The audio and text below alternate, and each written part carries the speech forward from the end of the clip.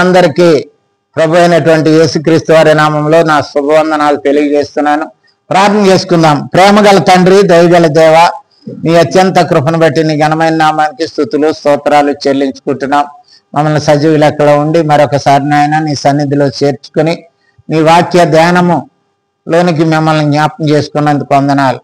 మనిషి రొట్టె వల్ల కాదు, దేవుని నోట నుండి వచ్చి ప్రతి మాట వల్ల జీవించనని ఆ జీవపు మాటలు వినే ధన్యత మాకు ఇచ్చినందుకు వందనాలు. కొద్ది నిమిషాలు మమ్మల్ని నీ వాక్యపు వెలుగులో జ్ఞాపకం చేసుకోనండి. నీ పరిశుద్ధాత్మ ద్వారా ముద్రించండి. గ్రహించుకునే హృదయమును, హత్తుకునే మనసును మాకు ఇవ్వండి. నిన్న మాటలు విని మర్చిపోయి మోసపోకుండా ఆ మాటలు మా హృదయంలో దాచుకొని వాటి ప్రకారము జీవించి ప్రవర్తించి పరివర్తన చెందేవారిగా మమ్మల్ని జ్ఞాపకం చేసుకోనమని యేసుక్రీస్తు వారి నామమును బట్టి వేడుకుంటున్నాము తండ్రి, ఆమేన్.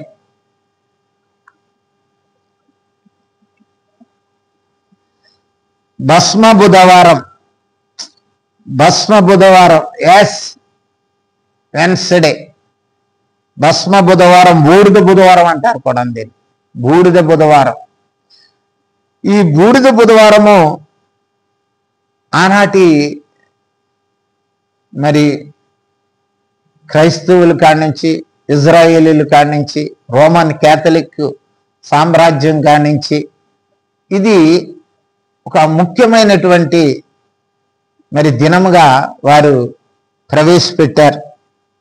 క్రీస్తు పూర్వం మరి 300 సంవత్సరాలు క్రీస్తు శకం 300 సంవత్సరాల క్రితం దీన్ని మరి వారు స్థాపించారు. ఇది ఆచారం కాదు, కానీ భస్మ బుధవారం ఆచారం అని మరి దానివల్ల మరి కొంతమంది చేయొచ్చు. అది బైబిల్లో ఉందా, క్రైస్తవులు చేశారా, ఆదిమ సంఘాలు చేసినాయా, అది మనం చేయొచ్చా లేదా, మా సంఘము చేయదు, మా వాళ్ళు చేయరు అని మరి చాలా మంది కూడా దీని మీద అనేక మాటలు మాట్లాడుతున్నారు. కనుక ఇది సంప్రదాయ ప్రకారం, ఆచార ప్రకారం ఆచరించే దినమైనప్పటికీ దాన్ని ఆత్మీయంగా తీసుకున్నట్లయితే, మన జీవితంలో ఏదైనా సరే ఆత్మీయంగా తీసుకున్నట్లయితే అది నీకు మేలు జరుగుతుంది. కనుక ఒక మాట చూసుకున్నట్లయితే కొరింథీయులకు రాసినటువంటి మొదటి పత్రిక 2వ అధ్యాయంలో ఒక మాట ఉంది. 2వ అధ్యాయం, మొదటి పత్రిక 2వ అధ్యాయము 14వ వచనం అనుకుంటారు.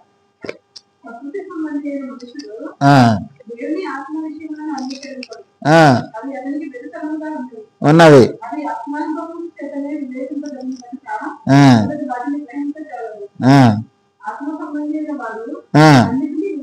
అన్నిటినీ వివేచింపును గనక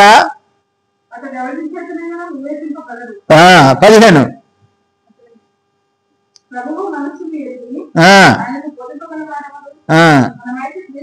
ఇంకొక మంచి మాట ఉందమ్మా, మంచి మాట ఉంది.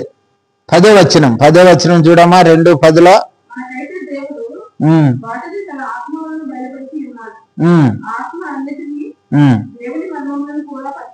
పరిశోధించిన, ఎందుకు పెట్టారని పరిశోధించేస్తుంది కనుక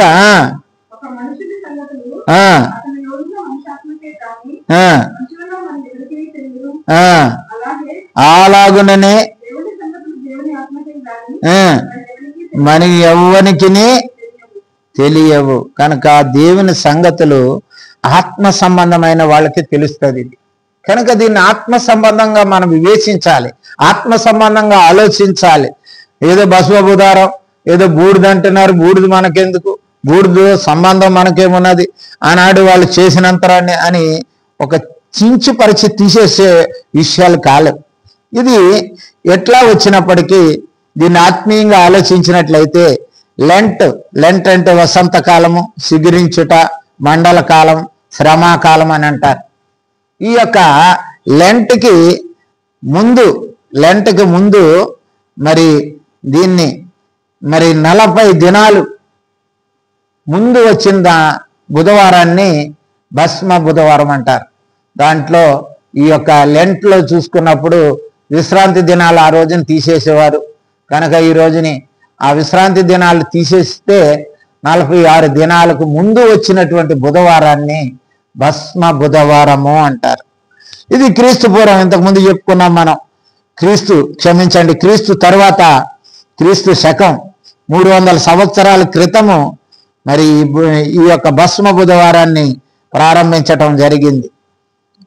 మరి ఈ భస్మ బుధవారానికి ముఖ్యమైనటువంటి మరి కారణం ఏమిటంటే, యేసు ప్రభు వారు యెరూషలేముకు మరి యోసన్నా ఓసన్నా అని యెరూషలేము పట్టణంలో ప్రవేశించినప్పుడు గాడిద మీద ఊరేగిస్తూ ఆనాడు యెరూషలేము వాసులందరూ కూడా మరి మట్టలతోనూ ఖర్జూరపు మట్టలతోనూ మరి వారిని యేసు ప్రభు వారిని ఊరేగించినప్పుడు వారు ఉపయోగించినటువంటి ఖర్జూరపు మట్టలు కానీ ఈరోజు కూడా చాలా మంది కూడా మన భారతదేశంలో కూడా చాలా మంది ఆ యొక్క మరి ఆ యేసుక్రీస్తు వారిని రాజుగా ఊరేగించే ఆ యొక్క దినాన్ని అనేకమైన మట్లాదివారం అంటారు దాన్ని.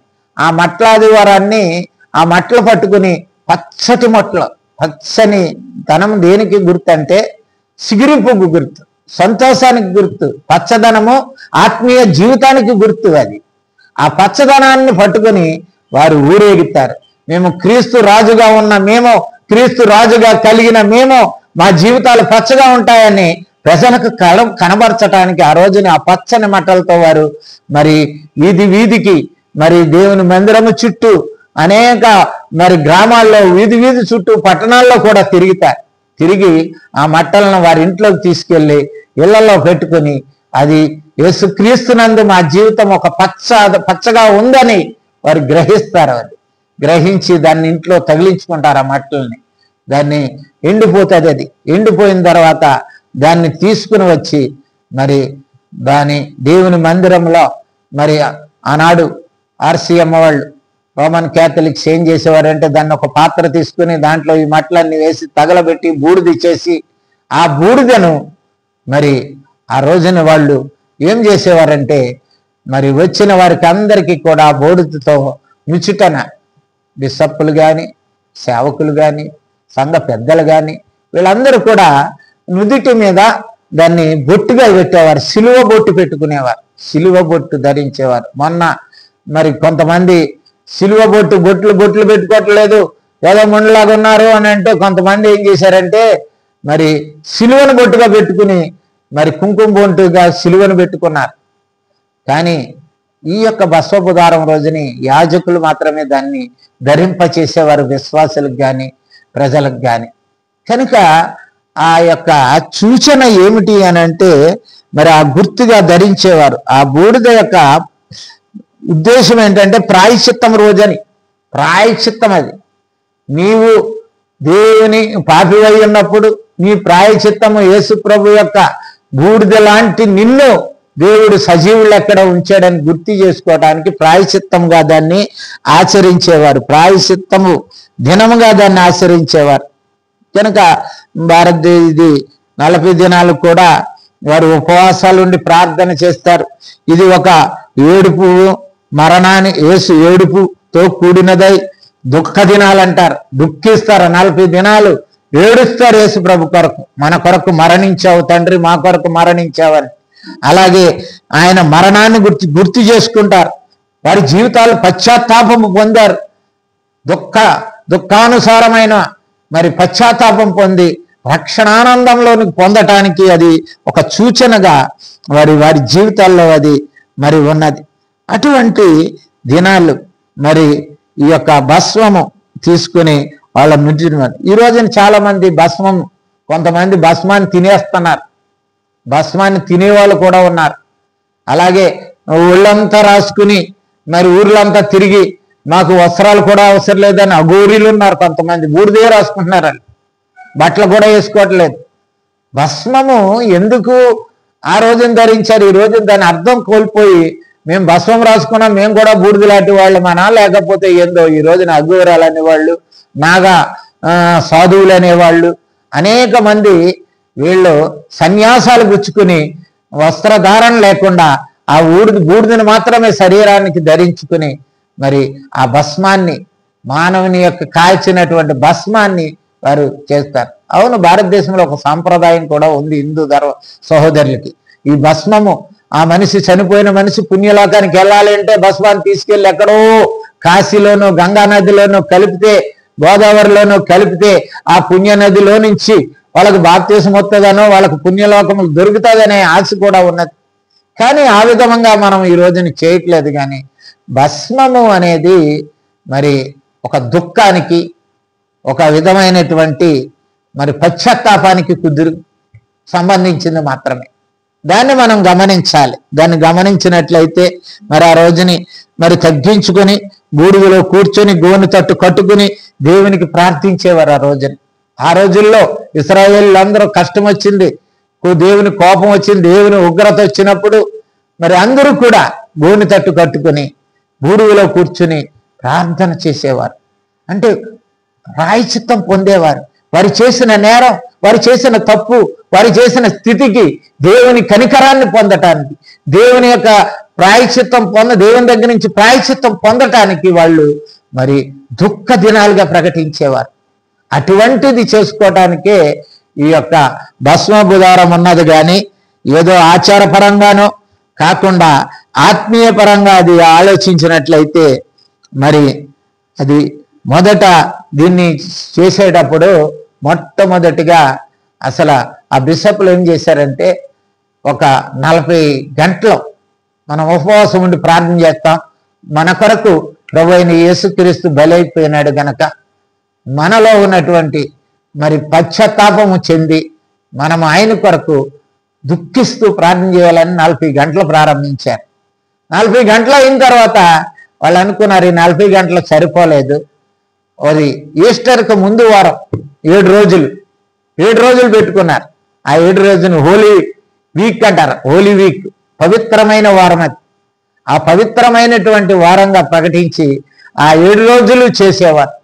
ఆ 7 రోజులు అయిన తర్వాత మరలా ఇది కూడా 7 రోజులు సరిపోవట్లేదు, 40 గంటలన్న మనము 40 దినాలైనా సరే యేసు ప్రభు మన కొరకు చేసినటువంటి ఆ పాప ప్రాయశ్చిత్తానికి పశ్చాత్తాపము చెంది 40 దినాలు దుఃఖ దినాలుగా ప్రకటించి 40 దినాలు దేవుని సన్నిధిలో మరి మన పాపాలకి నిమిత్తం, మన అతిక్రమాలు, మన దోషాల నిమిత్తం మనం 40 దినాలు ఉపవాసం ఉండి ప్రార్థన చేయాలని వారు నిర్ణయించుకుని ఆ రోజుల్లో మరి రోమా చక్రవర్తి అయినటువంటి కాన్స్టంటైన్ చక్రవర్తి క్రైస్తవుడిగా మారి మరి వారి తల్లి ఎలీనా ద్వారా క్రైస్తవ్యమును పుచ్చుకొని క్రైస్తవ మతాన్ని అప్పటి వరకు హింసింపబడినటువంటి రోమా సామ్రాజ్యం ద్వారా హింసింపబడినటువంటి క్రైస్తవ మతం మరి దేవుని సంకల్పానుసారంగా ఆ రాజునే దేవుడు ఏర్పాటు చేసుకున్నాడు. ఆ కాన్స్టంటైన్ యుద్ధానికి వెళ్తున్నాడంట. యుద్ధానికి వెళ్తుంటే సందర్భం చెప్తున్నాను. యుద్ధానికి వెళ్తుంటే ఆయనకి పైకి చూసేటప్పటికి మేఘాల్లో ఒక సిలువ కనపడుతుందంట. సిలువ కనపడితే ఆయన చూసి అనుకున్నాడంట, నేను యుద్ధానికి వెళ్తున్నాను, నేను యుద్ధంలో గనక జయించినట్లయితే మీ క్రైస్తవుల మీద ఏ విధమైన ఆంక్షలు కానీ, ఏమైనా మరణ శిక్షలు కానీ ఏమి చేయకోకుండా నేను కూడా క్రైస్తవుడిగా మారి నేను కూడా క్రైస్తవ్యాన్ని ఉద్ధరిస్తాను, నీ యొక్క రాజ్య వ్యాప్తికి నేను కూడా పోటు పడతాను అని ఒక వాగ్దానం చేసుకుని యుద్ధానికి వెళ్ళినప్పుడు కాన్స్టంటైన్ ప్రభు జయం పొందాడు. అప్పటి నుంచి క్రైస్తవ మీద ఉన్నటువంటి ఆకాంక్షలు రోమా చక్రవర్తి వాళ్ళ మరి భయంకరమైనటువంటి చక్రవర్తులు ఒక్క రోజుని మరి అందరినీ నాశనం చేసేవారు. క్రైస్తవులు అనేవాళ్ళు మరి తారు పూసి వాళ్ళ నెత్తి మీద దీపాలు వెలిగించేవారు, వాళ్ళని కట్టి మరి పెట్రోల్ పోసి బాణాలేసి కేళి చేసేవారు క్రైస్తవుల మీద. కనుక అటువంటి దుఃఖ దినాలు పోయి ఆయన ఏమన్నాడంటే 40 దినాలు 300 శకం 365లో ఈ భస్మ బుధవారము ఈ లెంట్ డేస్ స్థిరపరిచారు నైజియా సభ ద్వారా. నైజియా అనేది మరి సభ ఆనాడు క్రైస్తవ బిషప్పులు ఆచరించే సభది. వారు క్రైస్తవంలో ఏ మార్పులు కానీ ఏ విధమైనటువంటి ఆత్మీయమైనటువంటి సవరణను తీసుకురావాలంటే నైజీరియాలో ఉన్నటువంటి ఆ సభలో అందరూ కూడా కూడుకుని ఒక నిర్ణయానికి వచ్చేవారు. అప్పుడు 325 సంవత్సరంలో ఆ నైజీరియా సభలో 40 దినాలు కంపల్సరిగా క్రైస్తవులందరూ కూడా మరి ప్రభు అయిన యేసుక్రీస్తు శ్రమ దినాలు పాటిస్తూ ఉపవాసం ఉంటూ వారు దుఃఖ దినాలుగా, శ్రమ దినాలుగా, మరి అదేవిధంగా ప్రాయశ్చిత్త దినముగా, దిద్దుబాటు దినముగా, సవరించుకునే దినాలుగా పాటించాలని చెప్పి వారు ఆనాడు నిర్ణయించుకున్నారు.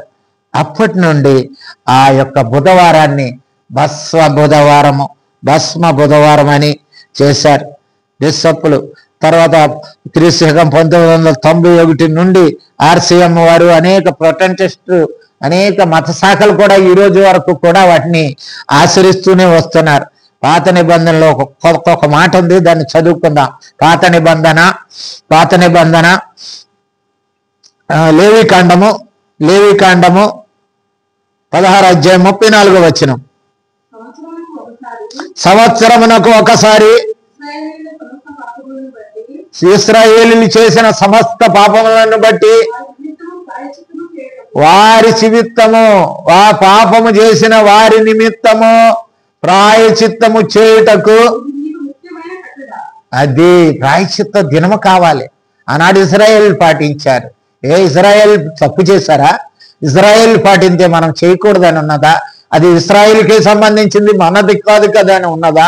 బైబిల్లో కొత్త నిబంధనే నీకని కొంతమంది సత్య క్రైస్తవులు పాత నిబంధన చూడరు, కొత్త నిబంధనే చూస్తారు. ఎందుకంటే క్రీస్తు సంఘం అంటారు. ఇది ఆనాటి నుంచి ఈనాటి వరకు క్రీస్తు సంఘమే.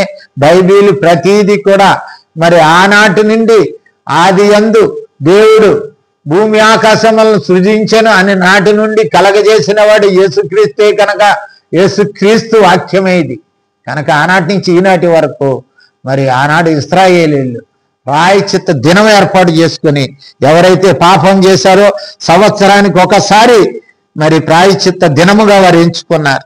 ఈనాడు క్రైస్తవులైన మనం కూడా దీన్ని ఆచారపరంగా కాకుండా ఆత్మీయ పరంగా చూసుకున్నట్లయితే 40 దినాలు ఆచరించడంలో పొరపాట్లేదు. భస్మ బుధవారాన్ని ఆచరించి వ్రత దినాన్ని నిశ్చయించుకోవడంలో పొరపాటు లేదు. భస్మము లాంటి, ధూళి లాంటి, బూడిద లాంటి, మట్టి లాంటి మన జీవితాన్ని ప్రభు అయిన యేసుక్రీస్తు నిత్యత్వానికి వారసత్వం చేస్తున్నాడంటే మన జీవితాల్లో అంతకంటే మించింది ఏమున్నదండి? ఎన్ని రోజులు బతుకుతాం మనం? ఎన్ని రోజులు జీవితాం? ఎన్ని రోజులు మన జీవితాలు? ఎన్ని రోజులు మన బ్రతుకులు? ఎన్ని రోజులైనా ఒక దినాన్ని చనిపోవలసిందే. ఎన్ని రోజులైనా నీ జీవితం బూడిదగానో మట్టిగానో మారవలసిందే, ధూళిగానో మారవలసిందే. కానీ నీవు ధూళిగా ఉన్న నీకు ఒక నిత్యత్వం యొక్క గొప్ప ధన్యత ఏర్పాటు చేయటానికే ప్రభు అయిన యేసుక్రీస్తు లోకానికి వచ్చాడు.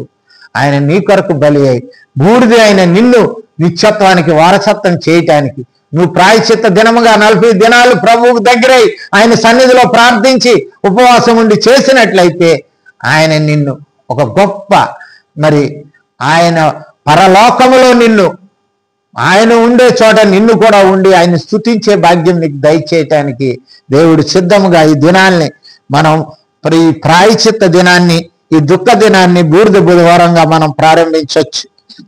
చూడండి, ఇంకో మాటను వారి పాపాల నిమిత్తం ప్రాయశ్చిత్తం దుఃఖంగా వెల్లడి చేశారు ఆ రోజుని. మరి సంఖ్యాకాండం 19వ అధ్యాయం 9వ వచనంలో చూసుకున్నట్లయితే, పవిత్రుడైన ఒకడు ఆనాడు మరి యెరూషలేము దేవాలయంలో గాని మరి ప్రత్యక్ష గుడారములో గాని ఒక ఎర్రని పెయ్యను ఒక పాపం చేసిన వాడు మరి నిమిత్తము ఒక పవిత్రుడు రావాలి. పవిత్రుడు వచ్చి ఆ పెయ్యను మరి వధించి భస్మము చేయాలి, దాన్ని బూడిది చేయాలి. చదవమా. పోగు చేసి ఉంచవలెను. ఎవరై ఉండాలి? పవిత్రుడై ఉండాలి.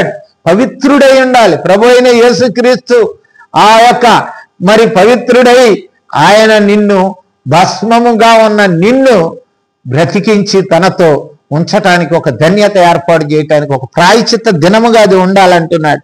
కనుక ఒక నీటిలో కలిపి దాన్ని వచ్చిన వారి మీద పవిత్ర జలముగా చిలకరించేవారు, పవిత్ర జలంగా ప్రోత్సహించేవారు ప్రతి వారి మీద. అటువంటిది ఈ రోజున ఇది ఆచారం, ఇది పద్ధతి కాదు, మా పద్ధతి కాదు, ఎవరిదో నీ పద్ధతి, మేమెందుకు పాటించాలి? కనీసం నీ జీవితంలో సంవత్సరానికి 40 దినాలు వస్తున్నాయని సంతోషించవలసిన క్రైస్తవుడు దాన్ని హేళన చేస్తున్నాడు, ఎగతాళి చేస్తున్నాడు.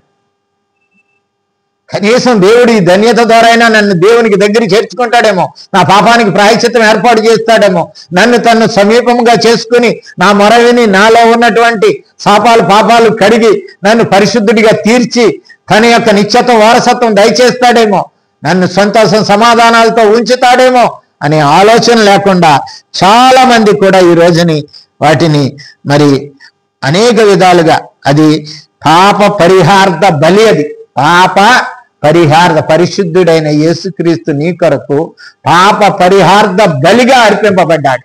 పాప పరిహార్థ బలిగా అర్పింపబడిన యేసుక్రీస్తు నిమిత్తము నువ్వు ఆయనను ప్రోక్షించుకోవడానికి, ఆయన పవిత్ర జలాన్ని అయినటువంటి రక్తాన్ని నీ మీద ప్రోక్షించడానికి, నువ్వు ఆయన సన్నిధిలో గనపడానికి ఎందుకు నిరాకరిస్తున్నావు? ఎందుకు వెనుకం చేస్తున్నావు? ఎందుకు అవిధేయత చూపుతున్నావు? ఎందుకు అలక్ష్యం చూపుతున్నావు? గమనించాలి. ఇంకా ఒక మాటను చదువుకుని మనం ముందుకెళ్దాం. హెబ్రీయులకు రాసిన పత్రిక 9వ అధ్యాయము 12వ అధ్యాయం నుండి 14వ వచనం గురించి చూసినట్లయితే,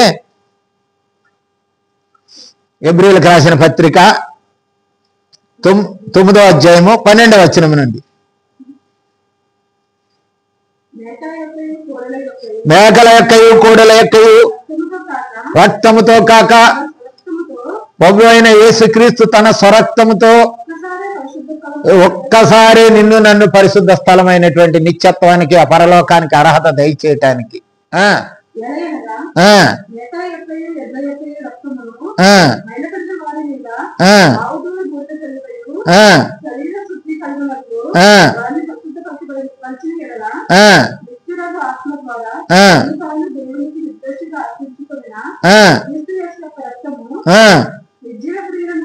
నిర్జీవ క్రియలు విడిచి జీవము లేని క్రియలు ఎన్నో చేస్తున్నావు. ఈ క్రియల వల్ల నీకు నిత్య జీవము రాదు. నువ్వు చేసిన ధర్మమే కావచ్చు, నువ్వు చేసిన కూడు పెట్టావా, బట్టలు ఇచ్చావా, లేకపోతే డబ్బులు ఇచ్చావా, ఒకరిని ఆదుకున్నావా, ఒకరిని హాస్పిటల్లో మరి స్వస్థపరిచావా, ఇవన్నీ కాదు నిర్జీవ క్రియలు. జీవక్రియలు, నిర్జీవమైనటువంటి క్రియలు చేయటానికి ఇవి ఆనాడు బూడిదను జల్లుకోవటం కాదు, కానీ పవిత్రుడైనటువంటి యేసుక్రీస్తు, పరిశుద్ధుడైనటువంటి యేసుక్రీస్తు, నిత్య నివాసి అయిన యేసుక్రీస్తు, సజీవుడైన యేసుక్రీస్తు నీ కొరకు బలి అయి తన పరిశుద్ధ రక్తాన్ని నీ మీద ప్రోక్షించి నీకు నిత్యత్వ వారసత్వం దయచేయటానికి, నీవు నిర్జీవ క్రియలను విడిచి నీ మనస్సాక్షి శుద్ధి చేయటానికి, నీ మనస్సాక్షిని శుద్ధి చేస్తుంది. ఈ 40 దినాలు శుద్ధి చేసుకోవటానికి ఇష్టపడుతున్నావా? ఈ 40 దినాలు, ఈ దినాన్ని, ఈ బూడిద బుధవారాన్ని నిర్ణయించుకుని 40 దినాలు నేను శుద్ధి చేసుకోవటానికి నా యొక్క మనసును శుద్ధి చేసుకుంటాను, నా ఆలోచన శుద్ధి చేసుకుంటాను, నా తలంపులు శుద్ధి చేసుకుంటాను, నా ఆత్మను నేను శుద్ధిపరుచుకుంటాను, నేను సిద్ధపాటుగా ఉన్నాను అని నిర్ణయించుకోవడానికి ఈ బస్వ బుధవారం చేస్తే తప్పేమీ లేదండి, తప్పేమీ లేదు. చాలా మంది ఏదో అనుకుంటున్నారు, కానీ దానిలో తప్పు లేదు. నువ్వు ఆత్మీయంగా ఆచరించినట్లయితే నిన్ను ఆచారంగా కాకుండా అది ఉపవాస ప్రార్థన చేసి భక్తిని పెంచుకోవటానికి, ఆత్మీయంగా బలపడటానికి నీ జీవితంలో ఉపయోగపడుతుంది. అది చూడండి, ఆదికాండంలో 4 గురించి చెప్పుకుందాం. ఆదికాండంలో 18వ అధ్యాయం 27లో అబ్రహాం అంటున్న మాట చూడండి, బూడిదనే మాట గురించి. ఆదికాండం 18:27. అందుకు అబ్రహాము, అది అబ్రహాం ఒప్పుకుంటున్నాడండి. అబ్రహాం ఎవరో తెలుసా అండి? దేవునికి స్నేహితుడు, దేవునికి స్నేహితుడైన, ఆయన ఇష్టానుసారుడైన మనుష్యుడు. అబ్రహాముని నా స్నేహితుడు అన్నాడు, విశ్వాసానికి తండ్రి అన్నాడు. అంత గొప్పవాడు ఏమంటున్నాడు ఇక్కడ తెలుసా? నేను ధూళిని బూడిదై ఉన్నానంట. ఎప్పుడు చెప్తున్నాడు ఈ మాట? అక్కడే ఉంది చూడండి, మళ్ళీ మొదట చదవనమా?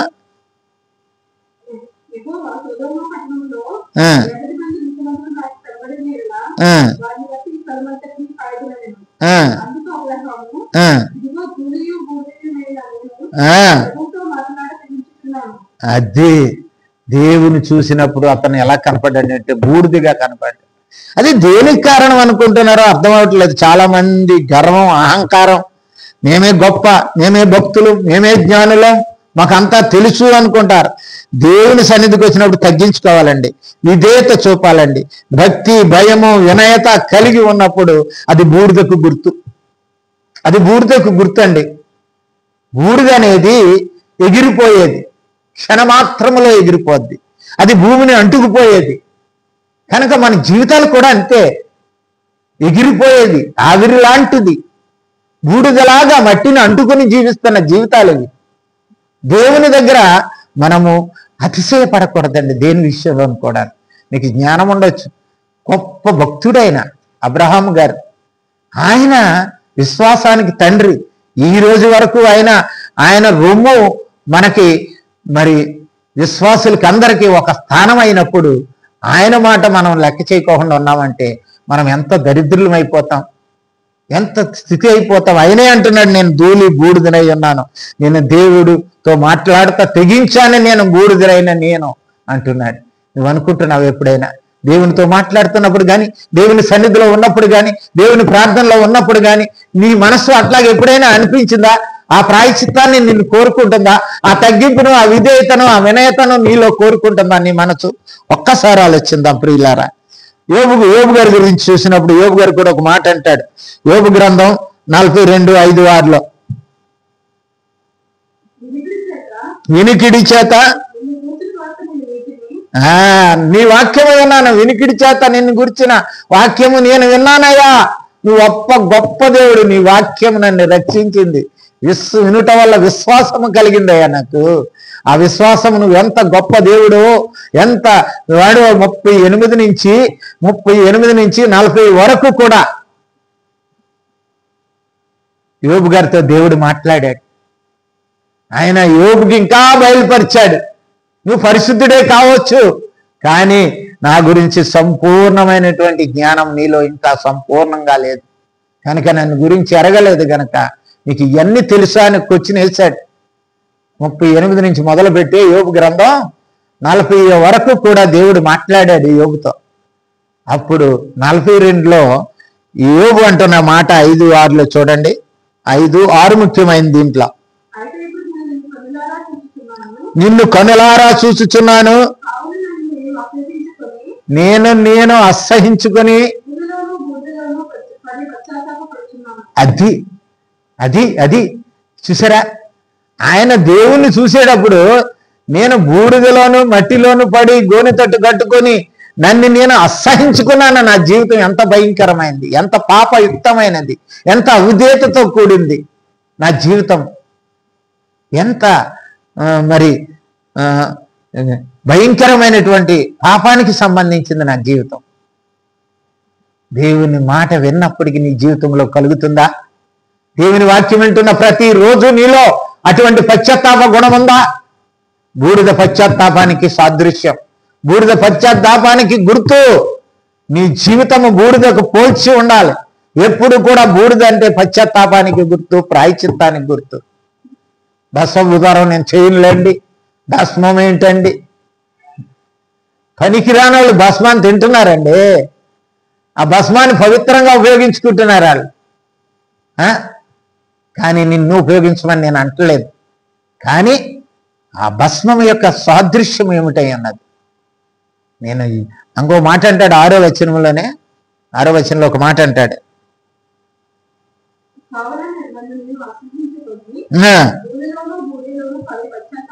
పశ్చాత్తాపడుతున్నాను అన్నాడు. అది చాలా ముఖ్యమైన విషయం. బూడిద పశ్చాత్తాపానికి గుర్తండి. ఈ బూడిద బుధవారం చేస్తున్నాను అని అనుకున్నట్లయితే నువ్వు ఈ యొక్క బుధవారం నేను 40 దినాలు ఉపవాసం ఉంటానంటే ముందు నీవు తగ్గించుకో, దేవుని దగ్గర తగ్గించుకో. ముందు నువ్వు ప్రాయశ్చిత్తం పొందు, పశ్చాత్తాపం పొందు. నువ్వు చేసిన పాపాలు, నువ్వు చేసిన అతిక్రమాలు, ఏవో పాపాలు చేసావని కాదండి. దేవుని దగ్గరికి రాకపోవటమే, దేవుని సన్నిధిలో చేరకపోవటమే, దేవుని వాక్యానికి అవిధేయత చూపటమే, దేవుని ప్రార్థనకు నువ్వు రాకపోయినట్లయితే, ప్రార్థించకపోతే పాపలేని సమయాలు అన్నాడు. నువ్వు ఎంత ప్రార్థిస్తున్నావు దేవునిలా? 24 గంటలు ఇచ్చాడు నీకు దేవుడు. 24 గంటల్లో ఎన్ని గంటలు ప్రార్థన చేస్తున్నావు నువ్వు? నీ జీవితంలో ఎన్ని గంటల ప్రార్థన చేస్తున్నావు? నీకు యోబు లాంటి అసహ్య జీవితం కలగట్లేదా? ఇంకా ఈ లోక జీవితం నీకు ఇష్టంగానే ఉందా? ఈ లోకంలో సుఖము, సంతోషము, ఆనందంగా ఉందా నీకు? దేవుని పట్ల అసహ్యం కలగాలి మన జీవితం. దేవుని చూసినప్పుడు, ఆయన మాట విన్నప్పుడు అసహించుకున్నాడు ఆయన. అటువంటి చూడండి 2వ అధ్యాయము 6వ వచనంలో కూడా చూడమ్మా ఏం చేశాడు. యోబు గ్రంథం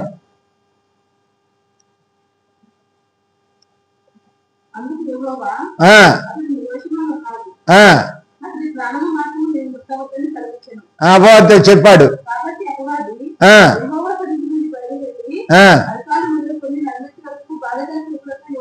యోబును శరీరం అంతా కొల్లగొట్టేశాడు. శరీరం ఎంత ప్రాధాన్యత చూపుతున్నామో మనము, ఆ శరీరం యోబు శరీరాన్ని చూస్తే గుర్తు రావాలి ప్రతి వాళ్ళకి. పొద్దున్న సాయంత్రం వరకు నా శరీరం పవర్ చేసుకుంటాం మనం. కానీ యోబు శరీరం అంతా కుళ్ళిపోయినప్పుడు ఆయన ఏం చేస్తున్నాడు తెలుసా?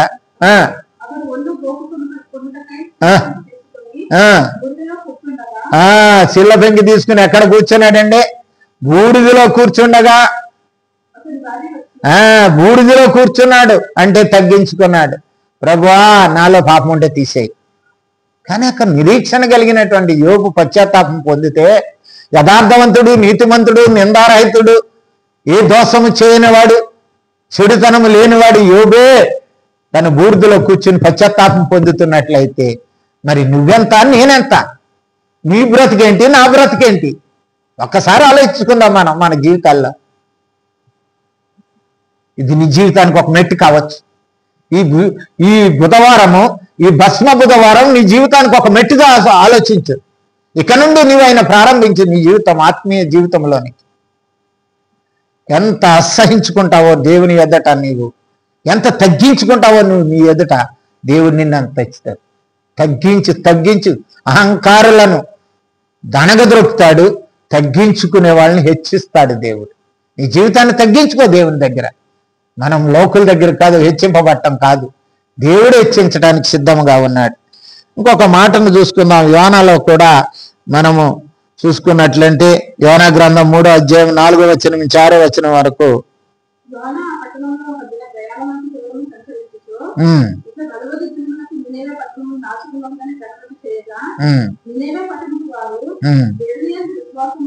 విశ్వాసం ఉంచి ఉపవాస దినము చాటించారు. ఏం చేశారండి వాళ్ళు? ఎవరికి వచ్చినట్టు వాడు పరిగెత్తలేదు. వాడు నేను చేయనని ఒకడనలేదు, నేను చేస్తానని ఒకడనలేదు. రాజాజ్ఞ జారీ అయిపోయింది. ఉపవాస దినము దేవుని రాజ్యంలో ఇది ఉపవాస దినం అని దేవుడు రాజ్యంలో ప్రకటించినప్పుడు నేను చేస్తాను, నేను ఇష్టం లేదు అని లేదు. అందరూ రాజాజ్ఞకు లోబడ్డారు. ఈ రోజున క్రైస్తవులు దేవుని వాక్యానికి లోబట్టలేదు, కానీ ఆ రోజు జనాలు దేవుని మాటకు లోబడి, భయపడి, దేవుని యందు విశ్వాసం ఉంచి, రాజాజ్ఞకు లోబడి ఉపవాస దినము ప్రకటించినప్పుడు వెంటనే గోనె తట్టు కట్టుకుని బూడిదలో కూర్చుని ఉపవాసం ఉండి 40 దినాలు ప్రాయచిత్త దినముగా ఎంచుకుని వాళ్ళ గోజాడి ప్రార్థించినప్పుడు దేవుడు నినివే పట్టణాన్ని కనికరించి క్షమించి దాన్ని ఒక గొప్ప పట్టణముగా ఈ రోజు వరకు నినివే పట్టణము మరి మన భూమి మీద ఉన్నది. ఒక సుఖశాంతులతో ఉన్నటువంటి పట్టణంగా దాన్ని ఉంచాడు. గమనించాలి ప్రియులారా, మన జీవితంలో మనము ఎంత కోల్పోతున్నామో. ఈ యొక్క బూడిద బుధవారాన్ని మనం జ్ఞాపం చేసుకోవడంలో తప్పు లేదు. దాన్ని సాదృశ్యంగా మన జీవితాన్ని, మన బ్రతుకును ఆత్మీయంగా నడిపించటానికి, పశ్చాత్తాపం పొందటానికి మనము బూడిద బుధవారం మన జీవితంలో మేలు చేస్తుంది. మత్తయి సువార్తలో కూడా యేసుప్రభు వారు మాట అన్నాడు. యేసుప్రభు వారు 11వ అధ్యాయము 21వ వచనంలో 20-21 చదవండి. 20-21 చేసెను. ఎవరి దగ్గర అయితే యేసుప్రభు అద్భుతాలు, ఆశ్చర్యాలు, మరి స్వస్థతలు చేశాడో ఆ పట్టణంలో వాళ్ళు ఏం చేయలేదంట? మారు మనసు పొందలేదు. దేవుని క్రియలు, దేవుని అద్భుతాలు చూస్తున్నారు, ఇప్పటి వరకు చూస్తున్నారు, కానీ మారు మనసులు లేవు చాలా మందికి. ఈ రోజు వరకు లేవు. వాళ్ళ జీవితాల్లో ఎన్నో, వాళ్ళ కుటుంబాల్లో ఎన్నో మేలు చూస్తున్నారు, కానీ మారు మనసు లేని జీవితము. మృగాల్లాగా బతుకుతున్నారు అనుకోండి. మృగాలు కంటే అన్యాయం అయిపోయినారు. ఆ రోజున కూడా యేసుప్రభు అదే బాధతో ఒక మాట అంటాడు. ఆయో కొరేజినా, బెత్సైదా పట్టణమా, మీ మధ్యన చేసిన అద్భుతములు తూరు చీదోను పట్టణములో చేయబడిన ఎడల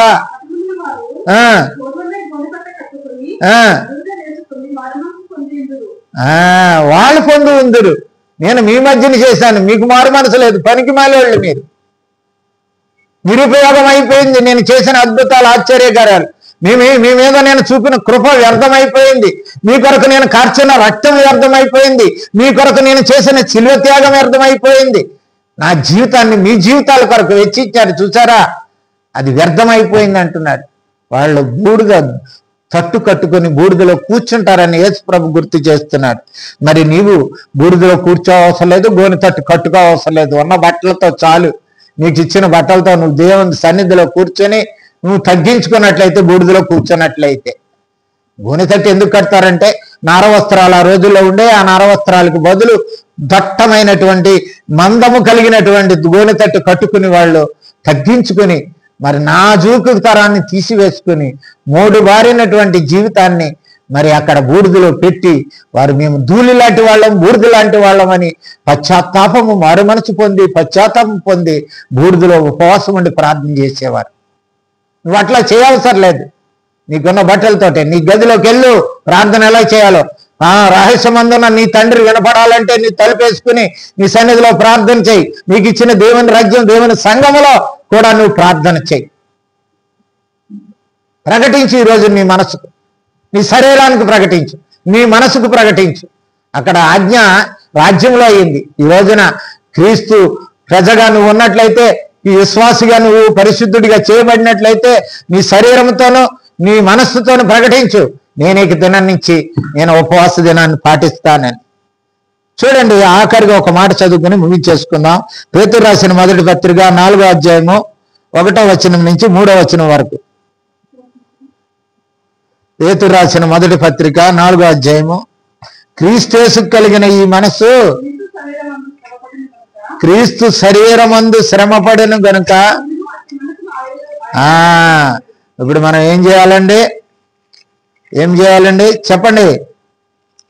క్రీస్తు కలిగిన మనసు కలిగి ఉండాలన్నాడు. ఏ మనసు ఉన్నదంటే శరీరంలో శ్రమలు పడే మనసు, శ్రమలు వచ్చినప్పుడు ఓర్చుకునే మనసు, కష్టాలు వచ్చినప్పుడు సహించుకునేది. ఏ బాధ వచ్చినా, రోగం వచ్చినా, బలహీనత వచ్చినా, శోధనలు వచ్చినా, ఇబ్బందులు వచ్చినా, అనేకమైన వచ్చినప్పుడు మరి మనం ఏమి ధరించుకోవాలంటే ఆయన మనసును ఆయుధంగా ధరించుకోవాలి. ఆయన మనసునే ఆయుధంగా ధరించుకోవాలి. ధరించుకున్నట్లయితే నువ్వు తగ్గించుకుంటావు. నువ్వు దేవుని సన్నిధిలో మరి తగ్గించుకుంటావు.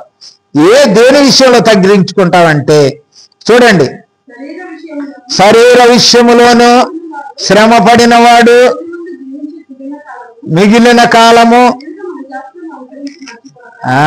ఏం చేయకూడదమ్మా, మనుజాశలను విడిచిపెట్టాలి. పశ్చాత్తాపం పొందానని చెప్పు కాదు. మనుజాశలు చాలా ఉంటాయి ఈ లోకంలో. నేనేదో పొందాలి, ఏదో సాధించాలని అనేకమైన మనుజాశలు నడుచుకొనక దేవుని ఇష్టానుసారముగా నేను నడుచుకున్నట్లు పాపమునకు జోలి ఇక ఏమీను లేకయుందము. పాపానికి జోలి లేకుండా మన ఆశలు పోగొట్టుకుని, దురాశలు భయంకరమైన ఆశలండి. మానవుడికున్న ఆశలు ఎంత భయంకరమే అంటే ఈ లోకంలో ఏ జీవి కోరుకొని మానవుడే కోరుకుంటున్నాడు. ఏ జీవి ఆశించని ప్రతి మానవుడు కోరుకుంటున్నాడు. ఆ మానవుని యొక్క మనుజాశలు చూసా, అందుకే మనుజాశలు అన్నాడు. భూలోక సంబంధమైన ఆశలను ఏదో దురాశని అనలేదు. మనుజాశలు దురాశల కంటే భయంకరమైన కనుక మనుజాశలు ఎంత భయంకరమో మనం గమనిద్దాం.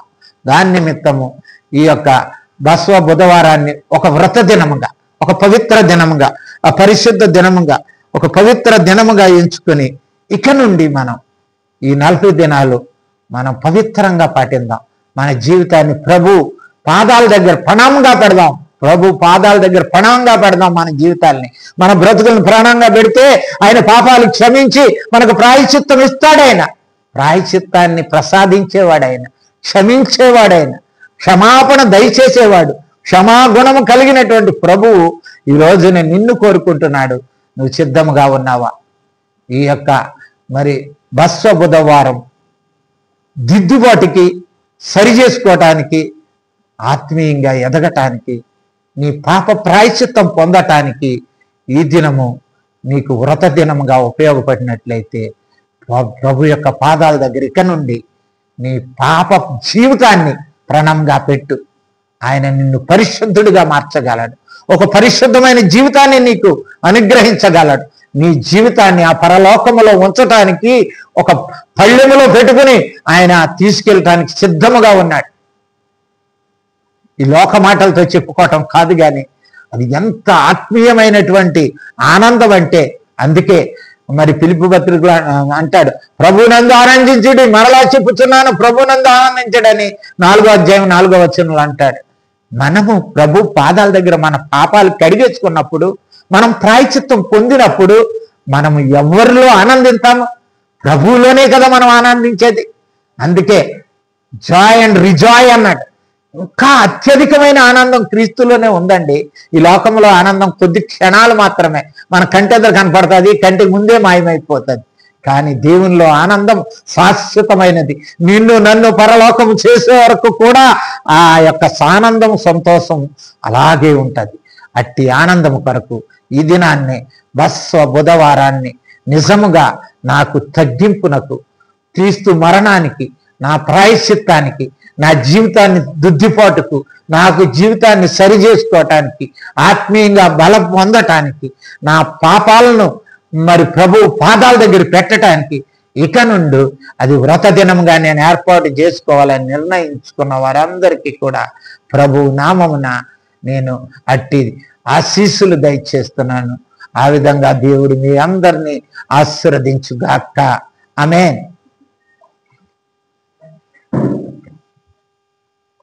నేను చెప్పి నుంచి ఉంచాడు ఆయన.